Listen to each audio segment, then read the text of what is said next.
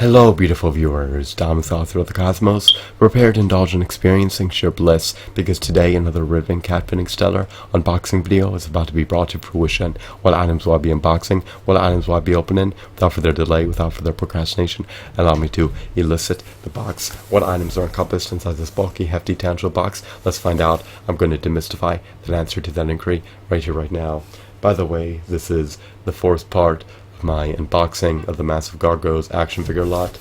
I began unboxing them over an hour ago. I've taken hiatuses in between the videos. I still get to finish unboxing the lot. This is the fourth part within the series of myself unboxing this particular action figure lot. I'm going to finish the unboxing even though my throat is raspy, even though my throat is inflamed, and even though my throat is sore. My body is just in great peril. I am famished, I'm dehydrated, but nonetheless, it's still pivotal for me to complete my objective, which is to unbox these figurines and then flaunt them onto a new shelf. Once that has been finished, then I can proceed by spawning new unboxing videos. I need to churn out videos in order to appease my target market. I strive to eminently appease them.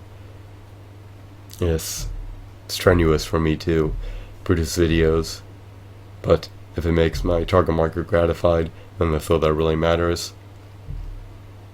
However, I should prioritize eating. That should take precedence over everything else. I'm withering away. I'm dehydrated. I'm deficient in calories. My muscles are beginning to atrophy. My senses are beginning to diminish. It becomes more arduous to speak as I run out of breath and as I become more weary. I'm fatigued. I'm brooking chronic stress.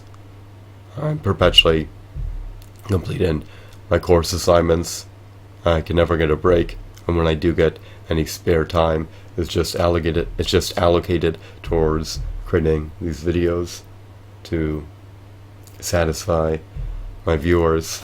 So let's just finish this unboxing. Hopefully I can get it done swiftly. Here's a hardwired Broadway figurine from the Gargoyles action figure line. I love his color schemes. I love his hues. I love his aesthetics. I detest the fact that his articulation is very finite. He lacks any finger joint articulation. He seemingly lacks a diaphragm joint. He lacks an ankle pivot. It's just disappointing. That's a standard set forth in the 1990s. Wasn't up to par with today's standard in the action figure industry. At least his plastic is not shoddy. His wings can be attached or detached at your own discretion. He has a wheel in his back that can be turned, which may allow you to twist this gadget in his hand.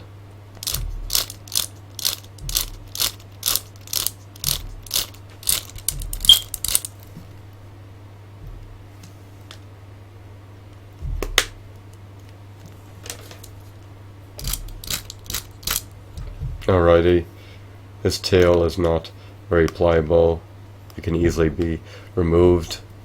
Just be wary when you're handling these action figures. Handle them gingerly. They're susceptible to becoming decimated easily. They're fragile, so be careful with your hunks of plastic. His right leg joint is a bit loose. Other joints seem to be a bit more sturdy. Not an abysmal figurine, but certainly not the quintessential gargoyle figurine either. His head is not on a disc joint. He cannot ascend it or descend it. He has a sticker in his torso. Is he a novel figurine? Sure he is. But hopefully this sticker will not go wet. If so, it may mold. I do not want this action figure to harbor mold.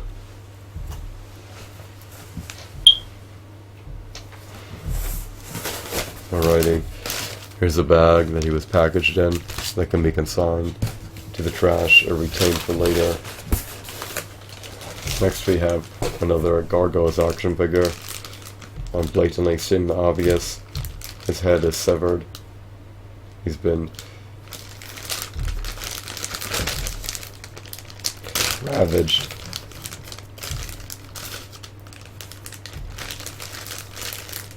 He's been beheaded.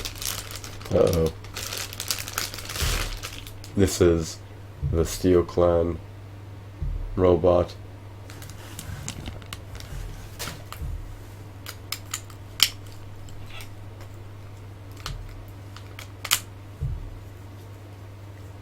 His limbs can be attached or reattached. He's very wobbly. He's very flimsy. And can't really flap his wings. Again, press this button in the back of his waist to launch his limbs all over the place, and then you can snap them back in. I really don't like tampering with my figurines' limbs. It's nice that we get a robot that looks akin to Goliath with a metallic color scheme.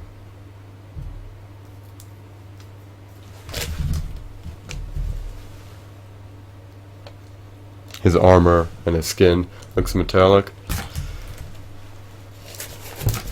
It's visually appealing from my perspective. Alrighty, we have another Goliath. This is a Claw Climber Goliath.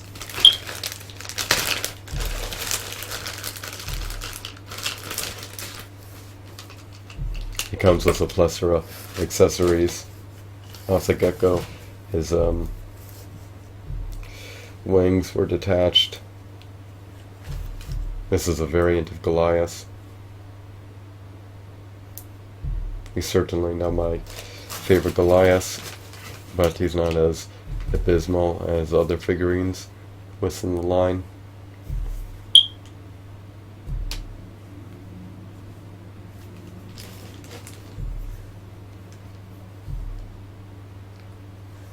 It's unnecessary for me to figure out how to attach all these components to him today. I can abstain from doing so and move on with my life. Why don't I just do that? Why do I have to attach everything together when it came disassembled? It's just a waste of time, in my opinion, because I may not even display him with his wings on if it takes up too much space. My room is not spacious. I have a finite amount of space. If the wings are not attached, and me displaying him, then they'll have to be stored. I'm not going to undergo the hassle of reselling them via eBay. Hopefully I can retain him forever, and his wings just in case I want to augment the figurine. Right, here's another figurine. This in the box. The box is nearly depleted of action figures. This is Gargoyles Hudson figure. Comes with a sword. Sword is relatively generic. It's comprised of one color scheme. If he does not utilize it, some other character can. This sword is versatile.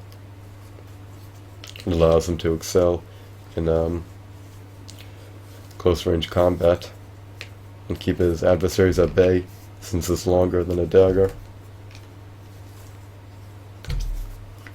Is he named after the Hudson River? I do not know. It is an enigma. I know almost nothing about the lores of Gargoyles characters. Do you know anything about the lore of Gargoyles? If so, please notify me via the comment section beneath this video. His wings are a bit easier to attach. He can rotate his torso I twisted a bit, only in one direction. I guess you could say his rotation of the torso is omnidirectional. If that makes any sense.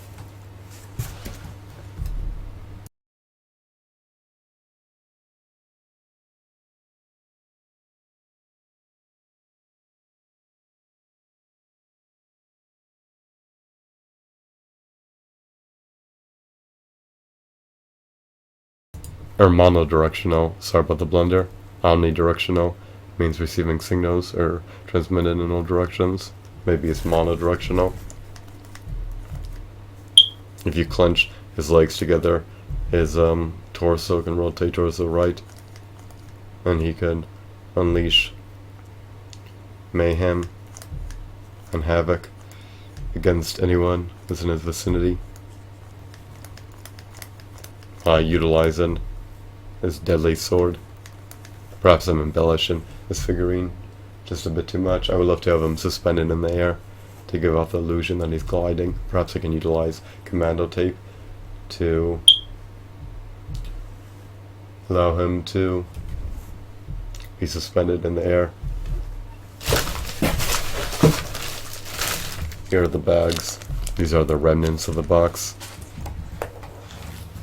Other than magazine paper, I believe only one gargoyle remains in the lot. Who is he, you may ask? We're going to find out in a bit.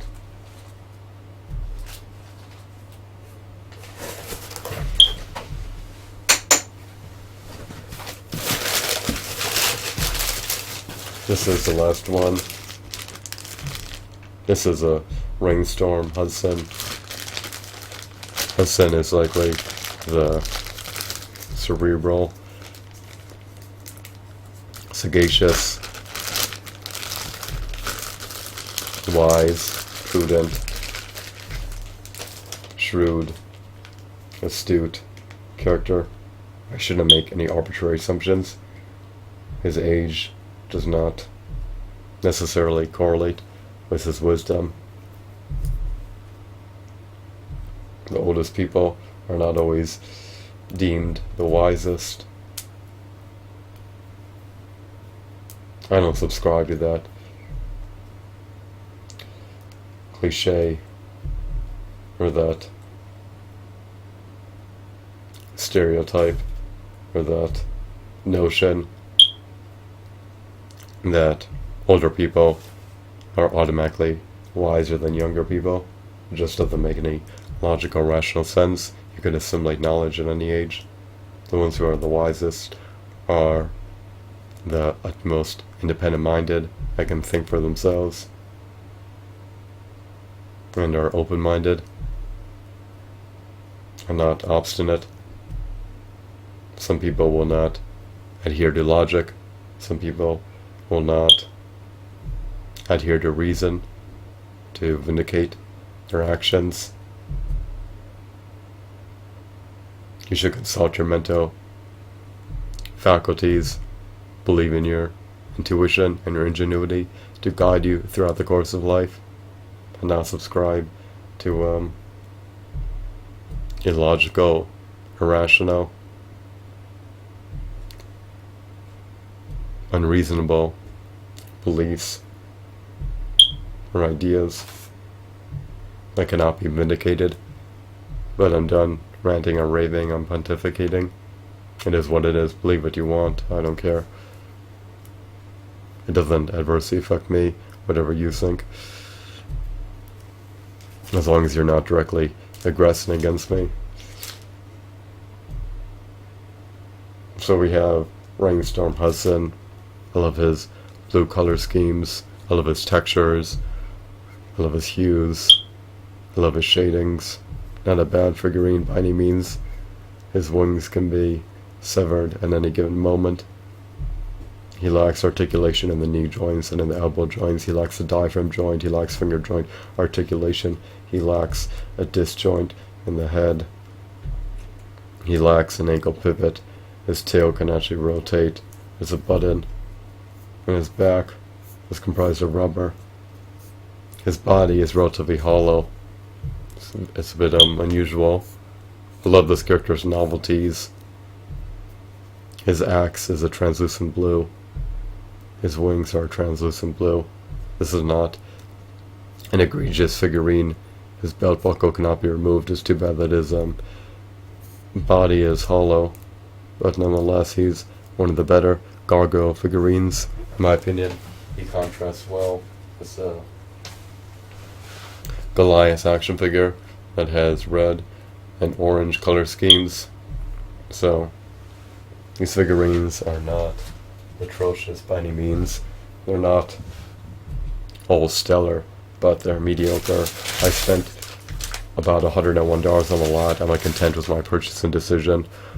I received nearly 20 figurines for that price, or possibly even slightly more. I would need to double check the amount of figurines I received, but for under $10 each, for closer to $5 each, I guess it was worth it. I guess these figurines are meritorious for the price. I did not pay over market value for them, and hopefully I can retain them for the rest of my life. I would love to suspend them in the air. I would love to give off the illusion that they're gliding or hovering or ascending. But if I can't, it's not the end of the world. I can flaunt them on my shelf. The remnants of the box just encompass magazine paper. That's pretty much it. The box is devoid of any gargoyles now. If you want to see all the gargoyles that I've unboxed and witness all the parts within the series, where I unboxed the massive Gargoyles action figure lot, I split it into 4 parts so that I could take hiatuses in between the unboxing sessions. What else? Unboxing all these action figures has taken roughly an hour. It's been time consuming. I'm weary. I'm fatigued. I need to get some REM sleep. I need to get some food. I need to intake some nutrients. It's pivotal that I acquire some micronutrients and macronutrients and H2O before my body succumbs to its demise. However, I'm gratified that I finished the unboxing of the Gargoyles action figure lot. And the figurines a part of this lot have merit in certain facets. It's too bad that they cannot be reproduced today and refined in a multitude of ways. They'll likely never resurface, but you can still obtain the ones from the mid-1990s via eBay. If you're an avid devout Gargoyles fan, then you should do so. If not, forgo that opportunity. I hope that you found this unboxing video to be stupendous, enthralling, and insightful. I hope that my video appeased you in no facets. Have a wonderful, marvelous day. Goodbye.